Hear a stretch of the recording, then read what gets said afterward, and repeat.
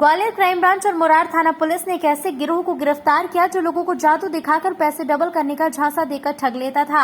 यह 5 लोगों का गिरोह ऐसे लोगों को चिन्हित करते थे जो उनके झांसे में जल्द आ जाएं। उन लोगों को जादू दिखाकर उनसे पैसे लेते थे और आग में जल जाने का बहाना बनाकर पैसे वापस देने की बात बोलकर फरार हो जाते थे।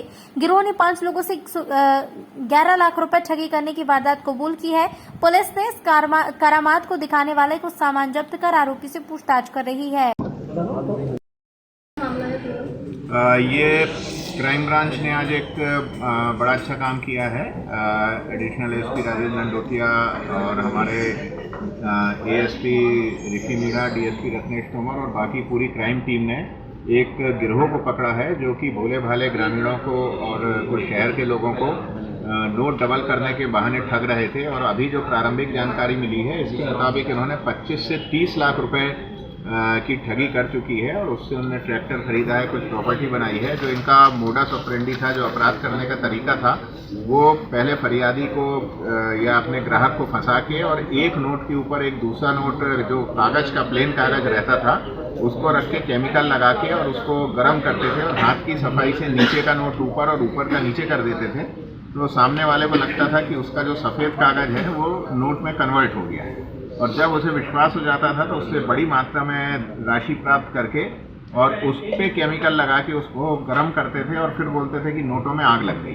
तो फरियादी जो है वो यही सोचता था कि उसके नोट जल गए हैं और इनके पीछे घूमता रहता था। तो ये कभी अपना मोबाइल बंद कर लेते थे, कभी जो अननोन फरियादी रहते थे उनके उसमें ये गायब भी हो जाते थे और कई बार झांसा दे के रखते थे कि पैसे 2 दिन में 4 दिन में लौटा रहे हैं। अभी 4 फरियादी हमारे पास आ चुके हैं, जिसमें से एक की स्वीट की शॉप है, 3 अन्य घोड़ाघोड़ी क्षेत्र के रहने वाले हैं जिन्होंने की कंप्लेंट की है, जिनसे 5 लाख, 7 लाख, 3 लाख इस तरह के पैसे इन्होंने धोखाधड़ी करके हड़पे हैं।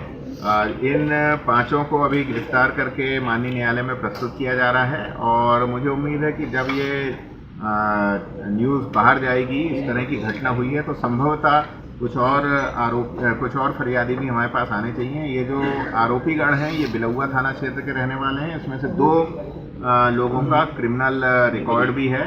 प्रारंभिक तौर पे जो जानकारी मिली है हम और पता कर रहे हैं और बाकी इनसे जो केमिकल था, जो प्लेट्स थी, ये सामग्री जब्त हुई है। कुल मिला के इनके पकड़े जाने से बहुत सारे अन्य लोग जो इनके झांसे में आके ठग जाते उस पर निश्चित तौर पे रोक लगेगी। सर, जिस तरह से ये आजमा देते व्यक्ति सीखी थी कहीं से या कोई बात नहीं, ये इनको बस आपस में इनके प्लान आया और इन्होंने इसको पहले छोटे रूप में किया, फिर जब लगा कि लोग झांसे में आ जाते हैं तो इन्होंने बड़े ग्राहक ढूंढे और ये हमेशा सॉफ्ट टारगेट ढूंढते थे। एक समुदाय विशेष के थे तो पहले अपनी ही उसमें वर्ग में इन्होंने प्रयास किया और फिर चेन बना के जो इनके 5 थे ये ग्राहकों को लाते थे या फरियादियों को लाते थे।